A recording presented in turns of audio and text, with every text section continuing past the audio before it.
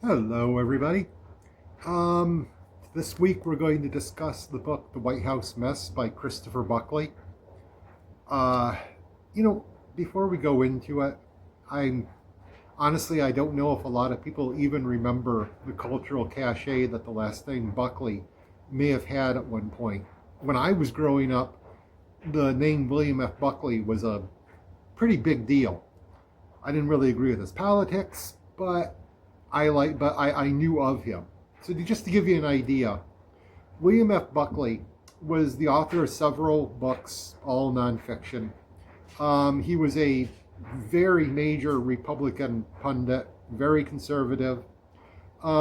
He founded the magazine, the National Review, and he was known for being the intelligentsia of the Republican Party because this may come as a shock to younger viewers, but there was a time in this country when the Republican Party was the party of very intelligent people that could craft well thought out arguments for their positions.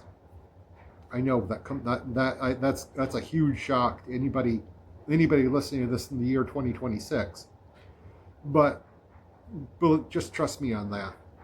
I never totally agreed with William F. Buckley's politics because he was very, very staunchly conservative. But you had to respect the fact that he could present well thought through arguments to support his positions. Anyway, Christopher Buckley is his son. Christopher Buckley is a very, I guess you would call him a progressive Democrat. Trust me, Christopher Buckley's politics would make his father roll in his grave. But Chris Buckley has ended up authoring quite a few novels now. They all tend to be political satires, just as this book is. And he's probably most famous for the book Thank You for Smoking, since that was made into a movie. Trust me, go out and read any of his books, including this one. They're all good. They're all worth reading.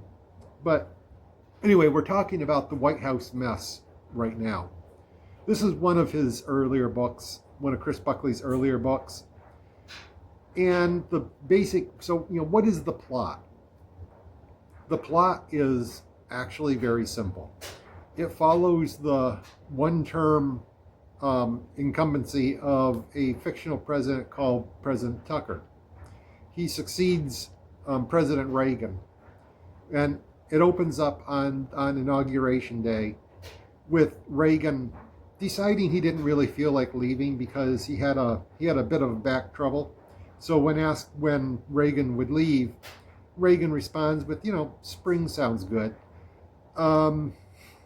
Which kind of puts a tempo to the way this book is going to go. It's a very snarky, very, very fun book to read. Trust me. And as reading this, I remember a time when President Reagan, at the age of 72, when he was leaving office, was considered so old. 72 nowadays would be considered a young whippersnapper in the White House. But to continue on, the book follows through the one term that President Tucker has, where everything goes wrong. No matter what he tries to do, everything goes wrong. It's told from the vantage point of the character of Herbert Wadlough, who has several jobs in the White House. Basically, you can picture him as just one of the senior aides. He's also probably the best friend of President Tucker. He's the best friend both of President Tucker and the First Lady. And the reason why it's called the White House Mess, well, obviously because the entire term in office is a complete mess. But secondarily, Herbert is in charge of the White House cafeteria, the White House Mess. And it's just a cute little turn of phrase, So anyway, that's basically the plot of the book. Every step they take continues to compound their mistakes. There's infighting among the staff members. Herbert Wadlough hates certain other people. His best friend his last name is Feely. He's basically the White House spokesperson, and they go through ups and downs. Herbert becomes the chief of staff for the first lady for a while. He then becomes deputy chief of staff for the president. There's a lot of like in jokes in the book, mainly because Christopher Buckley grew up knowing what Washington is like and being completely disillusioned by the dysfunction of that city. And there's a lot. It's an exceedingly funny book. So, what is this book about? It's really about how Washington is a dysfunctional city. How the U.S. government is staffed by people that really don't know what they're doing. They don't have any overarching plans. They may say they do. They may actually, in their mind, believe they do. But they really don't know what they're doing. Nobody knows what they're doing in this book. They constantly make mistakes. President Tucker tries to do good stuff because President Tucker is a progressive Democrat, but it's constantly taken the wrong way by the country. It's constantly taken the wrong way by other countries, and it just slowly snowballs into a full-on complete disaster administration, with poor Herbert trying to hold things together. It's at the same time, you also got to kind of wonder, since this is told from Herbert's point of view, as if he's writing a book after the administration had left office, whether Herbert is a totally reliable narrator or perhaps he's sugarcoating his own mistakes during the administration. You gotta kind of wonder about that.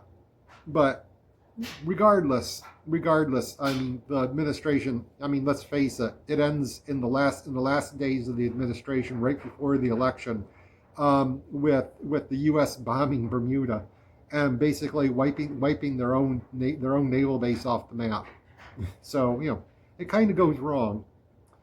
So that's really what the book is about. It's really just a discussion about how any presidential administration is staffed by people that have no idea what they're doing, that are infighting with each other, that hate each other. Some of them like each other, most of them just hate each other, and all of them just want to grab little fiefdoms of power. And a president that is far in over his head, regardless of how intellectually accomplished he may be. It's about how the president loves his wife, but his wife is also, and his wife loves him, but his wife is also very unhappy with having put her movie career on the side just so that he could first be governor, then president. And so there's a lot of like personalities clashing in this book. It's great. So is this book worth reading? In case you haven't noticed, I really like this book. It's hilarious.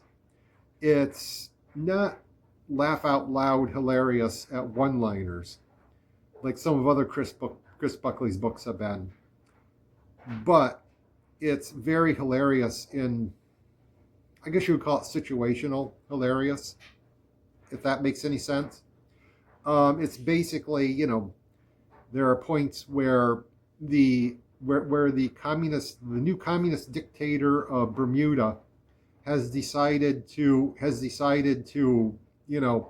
kidnap a U.S. diplomat or things like that. It's really funny. I really liked it. I would also suggest reading other Chris Buckley books. The aforementioned Thank You for Smoking is really great. It's well worth reading. It's very funny. If you don't want to read that book, you can watch the movie, because the movie follows the book pretty closely, and the movie is very funny in and of itself. Also, Chris Buckley's book Boomsday is really hilarious in that a Washington blogger decides just to see if she can get attention, suggests that the government fund euthanasia for any baby boomers, so that we can save money on Social Security. And by mistake, it's taken seriously, and and hilarity ensues. Like I said, Chris Buckley writes political satires, and he's probably the best in the business at this. Yes, definitely read this book. That's about all I have to say about this one. I'll see you again soon. You stay positive. Bye bye.